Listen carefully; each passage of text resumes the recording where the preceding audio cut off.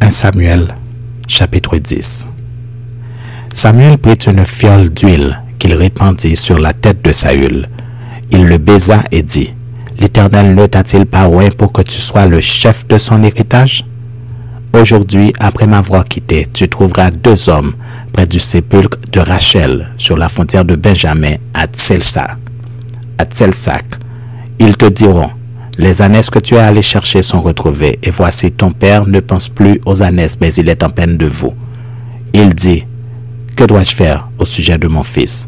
De là tu iras plus loin, et tu arriveras aux chaînes de Tabor, où tu seras rencontré par 3 hommes montant vers Dieu à Bethel, et portant l'un 3 chevreaux, l'autre 3 gâteaux de pain, et l'autre une autre de vin. Ils te demanderont comment tu te portes, et ils te donneront 2 pains que tu recevras de leurs mains. Après cela, tu arriveras à Gibea Elohim, où se trouve une garnison de Philistins. En entrant dans la ville, tu rencontreras une troupe de prophètes descendant du haut lieu, précédés du luth, du tambourin, de la flûte et de la harpe, et prophétisant eux-mêmes. L'Esprit de l'Éternel te saisira, tu prophétiseras avec eux, et tu seras changé en un autre homme. Lorsque ces signes auront eu pour toi leur accomplissement, fais ce que tu trouveras à faire, car Dieu est avec toi. Puis tu descendras avant moi à Gilgal, et voici je descendrai vers toi pour offrir des holocaustes et des sacrifices d'action de grâce. Tu attendras 7 jours jusqu'à ce que j'arrive auprès de toi et que je te dise ce que tu dois faire. Dès que Saül eut tourné le dos pour se séparer de Samuel, Dieu lui donna un autre cœur, et tous ces signes s'accomplirent le même jour. Lorsqu'ils arrivèrent à Gibea, voici une troupe de prophètes vint à sa rencontre. L'Esprit de Dieu le saisit, et il prophétisa au milieu d'eux. Tous ceux qu'il avait connus auparavant virent qu'il prophétisait avec les prophètes. Et l'on se disait l'un à l'autre dans le peuple, qu'est-il arrivé au fils de Kis? Saül est-il aussi parmi les prophètes? Quelqu'un de Gibea répondit, et qui est leur père? De là le proverbe, Saül est-il aussi parmi les prophètes? Lorsqu'il eut fini de prophétiser, il se rendit au haut lieu. L'oncle de Saül dit à Saül et à son serviteur, où êtes-vous allés?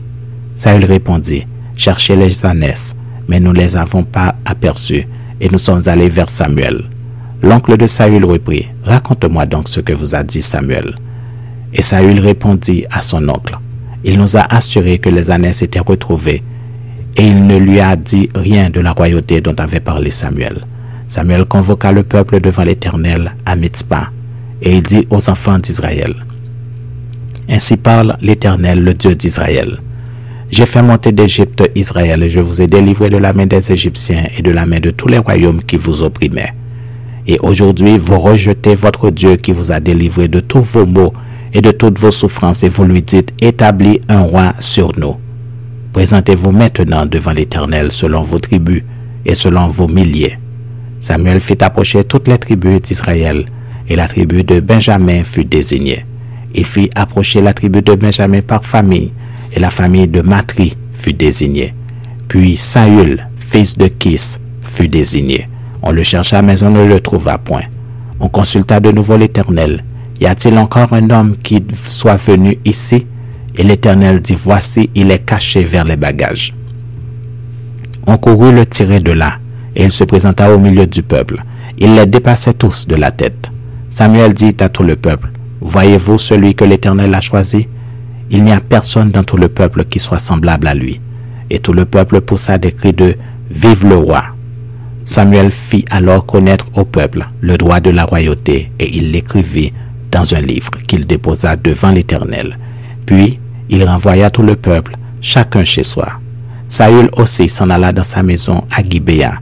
Il fut accompagné par les honnêtes gens dont Dieu avait touché le cœur. Il y eut autrefois des hommes pervers qui disaient « Quoi? C'est celui-ci qui nous sauvera ?» Et ils le méprisèrent et ne lui apportèrent aucun présent. Mais Saül n'y prit point garde.